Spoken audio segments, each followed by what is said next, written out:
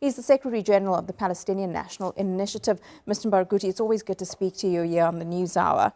So Israel, with these bans, continues to talk about security concerns. This has always been how they have kind of encompassed such bans. But some of the rules that they've given because of the ban do seem more political and ideological rather than security-based.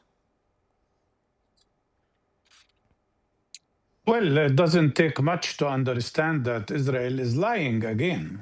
Everything they say is about lying. They lie about these regulations. They lie about their intentions.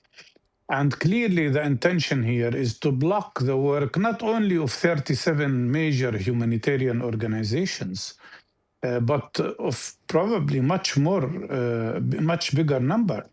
Because what they apply now to these 37 organizations, they will apply to many others in the future.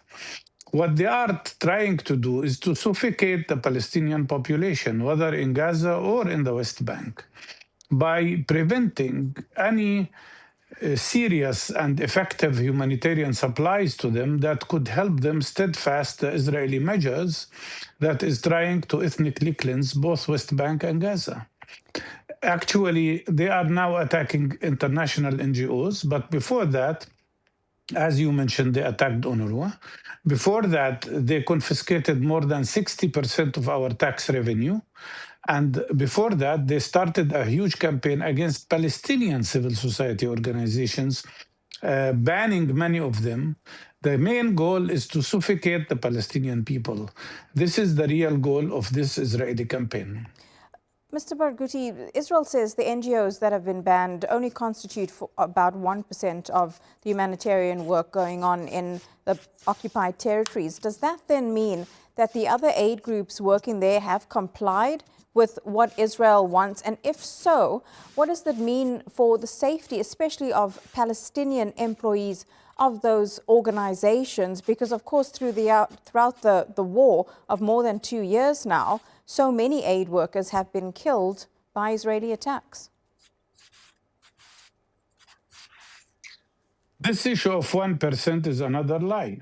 Actually, the total amount of the operation of these 37 organizations is no less than $1 billion yearly. I don't think that is 1%, because I don't think the occupied territories are getting $100 billion of aid. So clearly Israel is lying here. But actually, some organizations are collaborating with Israel, and mainly American-based organizations. And some organizations that have even collaborated with Israel before in some of the most peculiar activities in the Gaza Strip. The big question here is how come Israel is daring to attack organizations that come from countries like Denmark and Sweden and Norway and Holland and Germany and many others.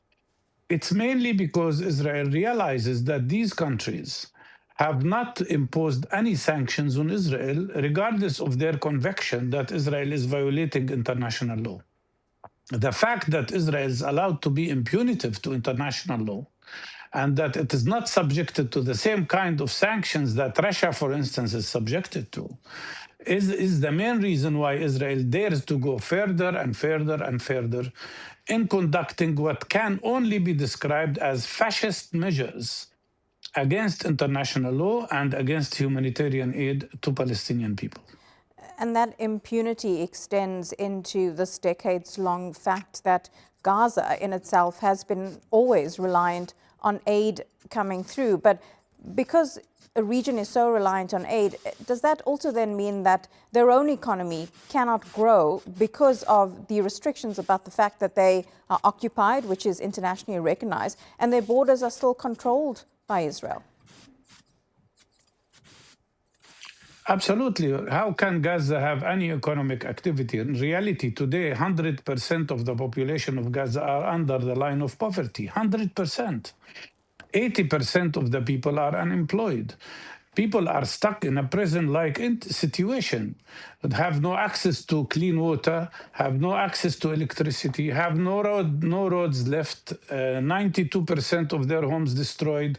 1.5 million people live in tents that were stormed so many times by these weather conditions. And they lack everything. They lack medical care, they lack food, they lack clean water. That's why we started to see epidemics spreading now in Gaza.